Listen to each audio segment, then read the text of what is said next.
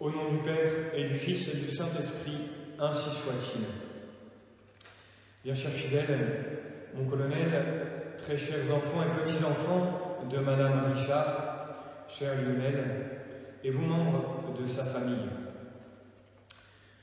Nous étions tout à l'heure auprès de votre épouse, auprès de votre maman, auprès de votre grand-mère, afin de l'accompagner jusqu'au bout de son pèlerinage terrestre, qui s'est achevé, vous le savez, jeudi dernier, en la fête de Saint-Joseph.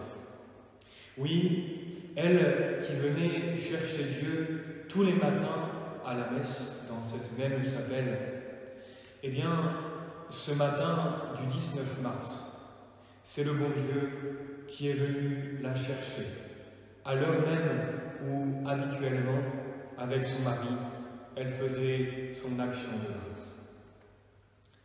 Quelle coïncidence de la part du bon Dieu qui récompense ainsi sa fidèle servante, en lui offrant d'entrer au ciel le jour où nous fêtions Saint Joseph, patron de la bonne mort. Si nous devons retenir une leçon de la part de Madame Richard, même si elle n'aimerait pas nous en donner, cette vérité qu'elle laisse à notre méditation, c'est que notre mort est à l'image de toute notre vie. Oui, on meurt comme on a vécu, car notre mort, voyez-vous, est vraiment le résumé de toute notre vie. Comprenons bien que chaque journée que le bon Dieu nous offre nous permet de préparer au mieux ce moment que nous connaîtrons tous, notre mort, cette mort où nous devons dire notre dernier oui à Dieu. Et ce fiat ultime, pour le dire le dernier jour, il faut le dire tous les jours. Et c'est ce que Madame Richard, par toute sa vie, vient nous montrer. Elle qui a essayé de plaire au bon Dieu à travers son devoir d'épouse, son devoir de mère et de grand-mère, surtout à travers l'épreuve de la perte de sa fille Sylvie il y a 4 ans.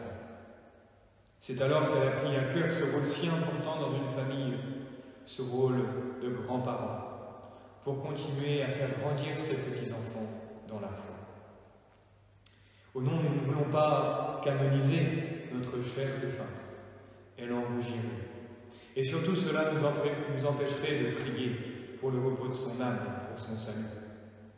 C'est notre devoir, en effet, ce soir, et les mois à venir, c'est notre devoir à tous de prier pour elle, afin qu'elle puisse rejoindre le bon Dieu, après peut-être un court passage au purgatoire.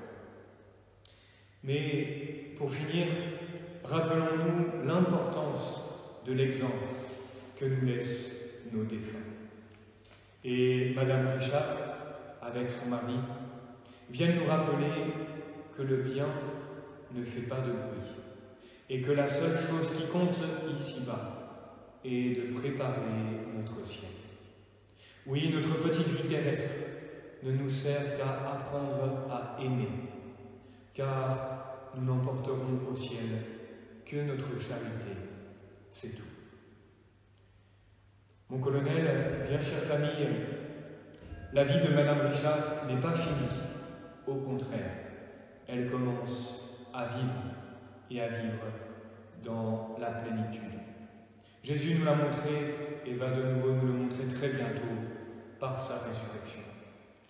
Alors, réfugions-nous dans les bras de Notre-Dame, afin qu'elle fasse grandir en nous l'espérance du ciel, le désir de voir Dieu, ce désir qui nous permet de commencer notre ciel ici-bas, en compagnie de notre Seigneur, mais aussi sous le regard de tous nos défunts qui veillent sur nous.